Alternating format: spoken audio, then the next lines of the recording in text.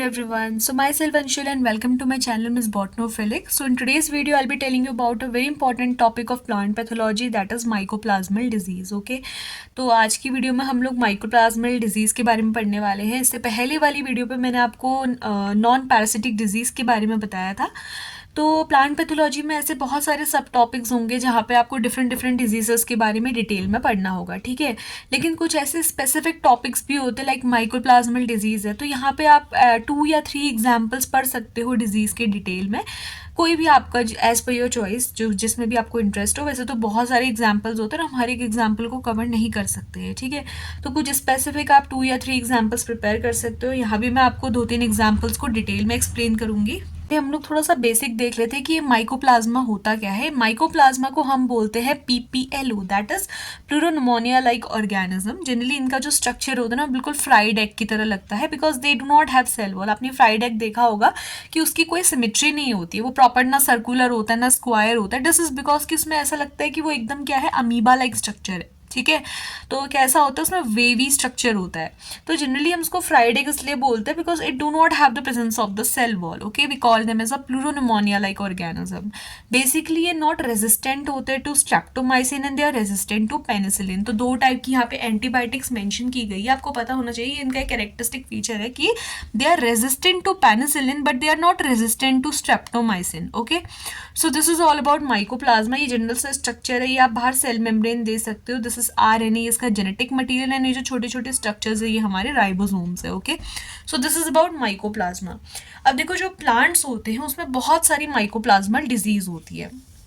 कुछ के एग्जाम्पल मैंने यहाँ पे लिखे हैं एंड 2-3 एग्जाम्पल जो है वो मैंने यहाँ पे डिटेल में एक्सप्लेन किया. आप चाहो तो और भी एग्जाम्पल पढ़ सकते हो as it is your choice. तो मैंने जो यहाँ पे वीडियो में एक्सप्लेन किया है वो है little leaf of brinjal and bunchy top of papaya. Okay, तो इन दोनों को मैं डिटेल में यहाँ पे एक्सप्लेन करूँगी.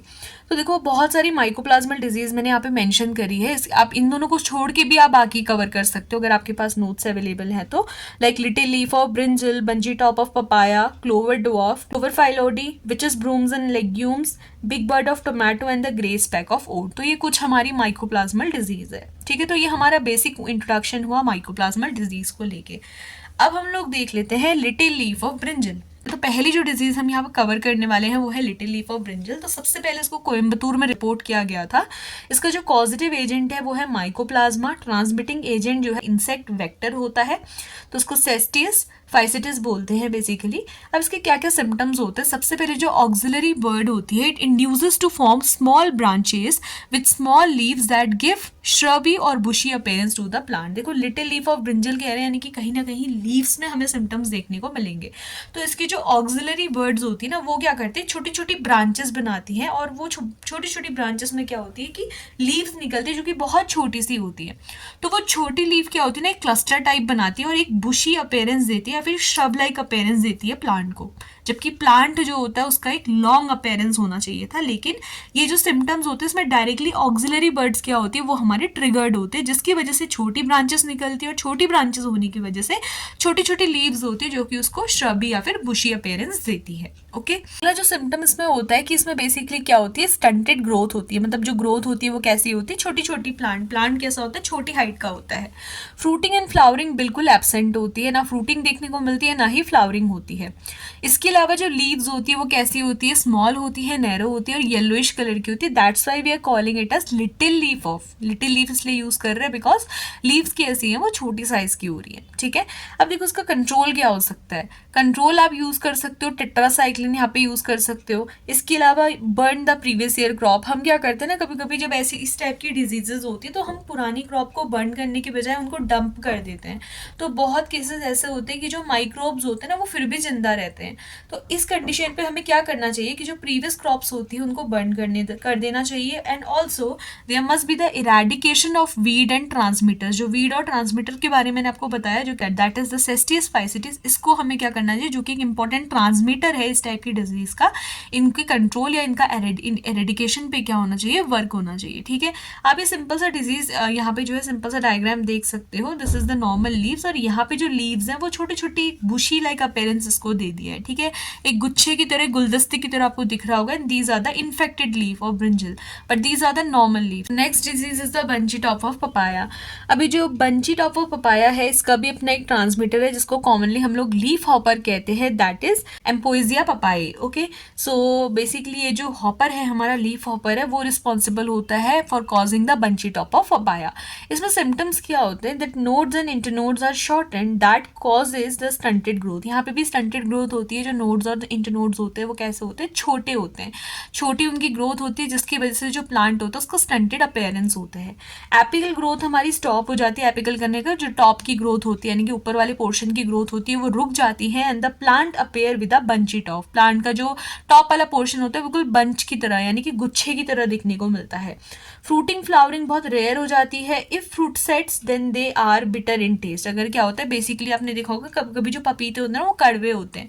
मोस्ट केसेस पे क्या होता है, इस टाइप की डिजीजेज होती है जिसकी वजह से जो फ्रूट्स होता है वो बिल्कुल बिटर होता है। वैसे तो फ्रूटिंग और फ्लावरिंग का केस बिल्कुल रेयर हो जाता है इस डिजीज में, बट अगर फ्रूट सेट हो भी गया तो उसके बाद भी जो फ्रूट है उसका टेस्ट बहुत गंदा होता है और एकदम बिटर टाइप का होता है। ठीक है, इसके अलावा water soaked spots in stem and petiole, जो पेटियोल्स होती हैं, स्टेम्स होती हैं, वहाँ पे आपको वाटर सोक्ड स्पॉट्स देखने को मिलेंगे। ओके, क्लोरोसिस देखने को मिलता है यानी कि येलो कलर की जो होती है लीव्स हो जाती हैं। इसके अलावा जो सिम्टम्स होता है, it occur 30 to 45 days after infection. ये भी एक इंपॉर्टेंट पॉइंट है बंची टॉप ऑफ पपाया, क्योंकि इसमें जो सिम्टम्स होते हैं वो ऑलमोस्ट 30 से 35 डेज के बाद देखने को मिलते हैं आफ्टर द इन्फेक्शन। ठीक है, अब इसका हम थोड़ा कंट्रोल मेजर देख लेते हैं। उसका कंट्रोल मेजर क्या है कि controlling the growth of the leaf hopper. सबसे पहले जो ट्रांसमीटर है उसे कंट्रोल करना बहुत इंपॉर्टेंट है। Eradicating the alternative host, then burning, वही प्रीवियस ईयर जो क्रॉप है उसकी बर्निंग करना जरूरी है, बिकॉज इस टाइप की जो डिजीज होती है वहाँ पे जो पैथोजन होता है वो most of the time after dumping भी वो सर्वाइव कर जाता है। ठीक है, इसके अलावा कुछ आप एंटीबायोटिक्स यूज कर सकते हो जैसे कि टेट्रासाइक्लिन होगी। इसके अलावा हाइड्रोक्लोराइड यूज करते हो for treating the infected plant. ठीक है, तो ये कुछ हमारे कंट्रोल मेजर है to cure such disease.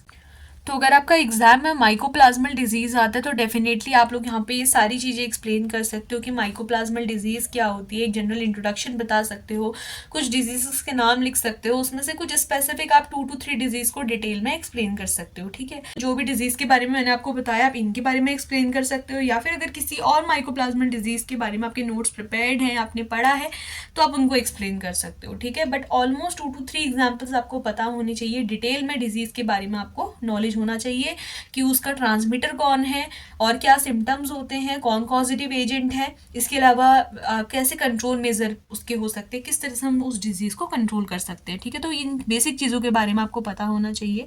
So I hope कि आज का जो ये लेक्चर था माइकोप्लाज्मल डिजीज पे ये आप लोग के लिए हेल्पफुल रहा होगा। इसके अलावा वीडियो में अगर आपको कोई भी डाउट्स है तो आप मुझसे फ्रीली कॉमेंट सेक्शन पे पूछ सकते हैं। इसके अलावा प्लांट पैथोलॉजी का ये जो हमारा लेक्चर सीरीज चल रहा है इसमें मैं और भी इंपॉर्टेंट वीडियोज अपलोड करने की कोशिश करूंगी। So that's all for today's video.